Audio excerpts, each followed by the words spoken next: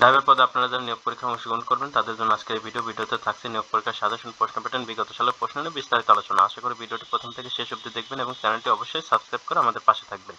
এখানে একটা কথা বলে রাখি, স্বল্প সময় ভালো একটা প্রশ্ন চাইলে গাড়ি চালক ড্রাইভার জব রিভিউ এই বইটি পিডিএফ আমাদের কাছ থেকে সংগ্রহ করে নিতে পারেন। পিডিএফ এর মূল্য 40 টাকা। যারা নিতে চান তারা এই নাম্বারে হোয়াটসঅ্যাপের মাধ্যমে যোগাযোগ করে এই পিডিএফটি সংগ্রহ করে নেবেন।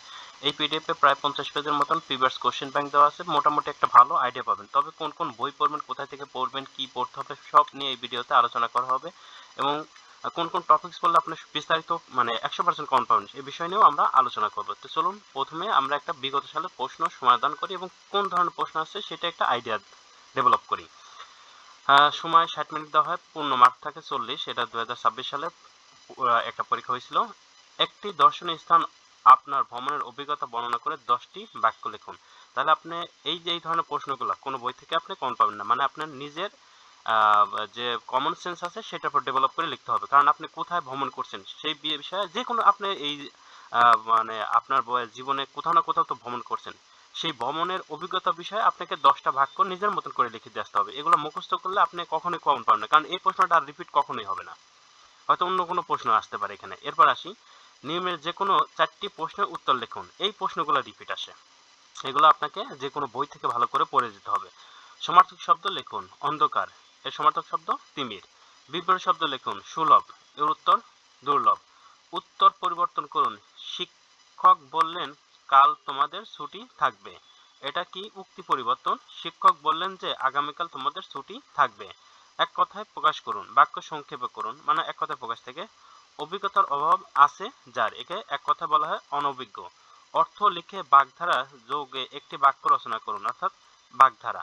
তাসের ঘর, তাসের ঘর অর্থ হলে গা ঠুনকো।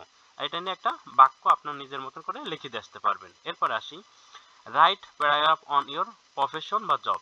আপনার যে নিজের যে কি করেন সেটার উপর একটা আপনাকে প্যারাগ্রাফ লিখতে হবে। এটা যদি 5 মার্কের থাকে তাহলে 7 বাক্যের, আর যদি 10 মার্কের থাকে তাহলে 12 থেকে 15 বাক্যের মধ্যে লিখবেন। এরপর আছে ট্রান্সলেট ইনটু বাংলা, মানে ইংরেজিতে দেওয়া আছে, বাংলায় ট্রান্সলেশন করতে হবে। আওয়ার লাইফ ইজ শর্ট, আমাদের জীবন সংক্ষিপ্ত, but we have to do many things, আমাদের অনেক কিছু করার আছে। আমাদের লাইফ যদিও সংক্ষিপ্ত তবু আমাদের অনেক কিছু করার আছে। Human life is nothing but a collection of moment, এখানে বলা হচ্ছে যে মানব জীবন কেবলমাত্র মুহূর্তের সমষ্টি নয়। So we must not spend a single moment in vein, মানে বৃথা বা অপ্রয়োজনীয় কারণে আমাদের সময় নষ্ট না করা উচিত। এরকম to waste time is to shorten life, এই সময় নষ্ট করা জীবনকে ছোট করা শামিল। মানে আমরা যদি আমাদের ব্যক্তিগত যে আমাদের মূল্যবান সময় আছে এই সময়টা উচিত করা, মানে অপব্যয় ব্যয় করা উচিত না। আর এটা যদি অপব্যয় ব্যয় করি তাহলে এটা আমাদের জীবনকে আরো সংক্ষিপ্ত করে দিবে। যাই হোক, গোলাকার গোলাকার 400 মিটার মাঠের একজন দৌড়বিদ 24 চক্কর দৌড় দিলেন, সে কত কিলোমিটার দূরত্ব অতিক্রম করলেন? এটা প্রশ্ন ছিল। তা আমাদের এইটার উত্তর করতে হবে। আমরা যদি ক্যালকুলেশন করি আমাদের উত্তর আসবে মানে উত্তর আসবে 9.6 কিলোমিটার। ক্যালকুলেশন করলে 9.6 কিলোমিটার আমাদের ক্যালকুলেশন করে উত্তরগুলো বের করতে হবে। ঢাকা থেকে দিনাজপুরের দূরত্ব 3.3, মানে 330 কিলোমিটার। ঢাকা থেকে দিনাজপুরের দূরত্ব 330 কিলোমিটার। একটি বাস 7 ঘন্টা ঢাকা থেকে দিনাজপুরে পৌঁছায়। বাসটি 1 ঘন্টা যাত্রা বিরতি করে। ঘন্টায় বাসটির গড় গতিবেগ কত ছিল? আমরা ক্যালকুলেশন করলে উত্তর আসবে 55 কিলোমিটার পার আওয়ার। 1 ইঞ্চি সমান সমান 2.54 সেন্টিমিটার এবং 1 একর সমান সমান 4840 বর্গ হলে 1 একরে কত বর্গমিটার? আমরা ক্যালকুলেশন করলে আসবে 4046.86 বর্গ মিটার।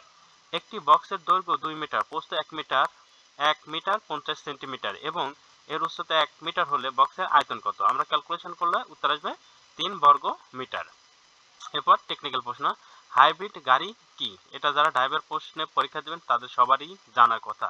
কারণ আপনি যদি প্রফেশনাল ড্রাইভার না হয়ে থাকেন, আপনি যদি ড্রাইভিং লাইসেন্স না থাকে এবং ড্রাইভিং রিলেটেড যদি কোনো কিছু আপনার না জানা থাকে, দয়া করে আপনারা কোনো সরকারি জবে আবেদন করবেন না। কারণ আপনি যদি প্রফেশনাল ড্রাইভার না হন তাহলে আপনি কিন্তু চাকরি হবে না। কারণ কি আপনাকে যখন ভাইবা বোর্ডে জিজ্ঞাসা করবে ড্রাইভার রিলেটেড প্রশ্ন দিয়ে জিজ্ঞাসা করবে এবং আপনাকে অবশ্যই ব্যবহারিক পরীক্ষায় পাশ করতে হবে। রিটেন পরীক্ষা যদিও পাশ করে যেতে পারেন তাহলে ওই দুইটা পরীক্ষা থেকে কিন্তু বাদ পড়বেন। অতএব যাদের ড্রাইভিং লাইসেন্স আছে এবং ড্রাইভার বিষয়ে যাদের জ্ঞান আছে তারাই কেবল ড্রাইভার পরীক্ষায় অংশগ্রহণ করবেন। এরপর আসি বিআরটি এর পূর্ণরূপ কি? Bangladesh road transport authority. বর্তমান সড়ক পরিবহন আইনটি কত সালে প্রণীত? 2018 সালে। বর্তমানে যে আইনটা সেটা 2018 সালে। মহাসড়কে যাত্রীবাহী মোটরযানের সর্বোচ্চ গতিসীমা কত? 80 কিলোমিটার। ডিপস্টিক কি? একটি পাতলা দাগযুক্ত রড। বাংলাদেশের জাতীয় কবি কে? কাজী নজরুল ইসলাম। রাষ্ট্রীয় অতিথি ভবন যমুনা কোথায় অবস্থিত? এটা মিন্টো রোড, রমনায় অবস্থিত। কারফিউ বা সন্ধ্যা আইনের ন্যূনতম কতজন মানুষকে একত্রে জমায়েত নিষেধ? 4 জন। 3 জন যেতে পারবে, 4 জন একত্র হতে পারবে না। গুগল ম্যাপ কি? জায়গা চিহ্নিতকরণে সহায়ক একটি অ্যাপস। বাংলাদেশের সর্বাপেক্ষা পূর্ব দিকে জেলা কোনটি? বান্দরবন। বাংলাদেশের একটি দ্বীপ উপজেলার নাম লিখুন। হাতিয়া। এই ছিল একটা প্রশ্ন। আপনারা বুঝতে পারছেন যে আপনাদের প্রশ্ন আসে কি থেকে? বাংলা থেকে, ইংরেজি থেকে, গণিত থেকে, সাধারণ জ্ঞান। এই সাধারণ জ্ঞানের মধ্যে আবার দুইটা, টেকনিক্যাল এবং জেনারেল সাধারণ জ্ঞান। তো আপনারা যদি এটা পড়েন, এই পিডিএফটা পড়েন, তাহলে একটা প্রশ্ন কিভাবে আসে, কেমন আসে, এটা একটা বিস্তারিত জ্ঞান পাবেন, ভালো একটা আইডিয়া পাবেন। আর যদি 100% প্রশ্ন কমন পেতে চান তাহলে এই ক্ষেত্রে আপনার বাংলা, ইংরেজি, গণিত, সাধারণ জ্ঞান আলাদা আলাদা পাবে, পড়াই উচিত হবে। আলাদা আলাদা পড়বেন আর সাথে প্রিভিয়াস কোশ্চেন ব্যাংকটা পড়বেন, ইনশাআল্লাহ 100% প্রশ্ন কমন পাবেন। সবগুলো বইয়ের পিডিএফ এর মূল্য কিন্তু 100 টাকা। যারা নিতেছেন তারা এটা স্ক্রিনশট দিয়ে এই নাম্বারে হোয়াটসঅ্যাপে পাঠিয়ে দেবেন এবং লিখে দেবেন যে এই পিডিএফ গুলো লাগবে। আর কোন কোন টপিকস থেকে পড়বেন এই বইয়ের? বাংলার জন্য সন্ধি, বিপরীত শব্দ, সমাস, একমাত্রা প্রকাশ, বানান, বাগধারা, সমার্থক শব্দ, কারক, সাহিত্য। ইংরেজির জন্য item, phrase, voice, gender, number, narration, changing sentence, translation, preposition, article, right form of verb. এই টপিকগুলো নবম শ্রেণী। আর গণিতের জন্য নবম শ্রেণী গণিতে যে গণিতগুলো দেওয়া আছে সেগুলো পড়লেই হবে, অর্থাৎ গণিত পিডিএফটা পড়লেই হবে। এর বাইরে আর কিছু পড়ার দরকার নেই। পাটিগণিত, বীজগণিত, এই দুটো টপিক ভালো করে পড়বেন। আর সাধারণ জ্ঞানের ক্ষেত্রে প্রিভিয়াস কোশ্চেন ব্যাংকটা একটু ভালো করে দেখে যাবেন। এখান থেকেই ইনশাআল্লাহ যে সাধারণ জ্ঞান প্রশ্ন আসবে সেটা কমন থাকবে। আর সাম্প্রতিক বিষয় বলেই একটু দেখে যাবেন এই পিডিএফ থেকে। এই পিডিএফগুলো যদি আপনি ভালোভাবে কভার করতে পারেন, এই টপিকগুলো যদি ভালোভাবে কভার করতে পারেন, ইনশাআল্লাহ 100% আপনার জব হবে। আজকের ভিডিও এখানেই শেষ করছি। এরপরে যদি আপনাদের কোনো প্রশ্ন থাকে অবশ্যই কমেন্ট বক্সে কমেন্ট করে জানাবেন। আর চ্যানেলটি সাবস্ক্রাইব করে আমাদের পাশে থাকবেন। আল্লাহ হাফেজ।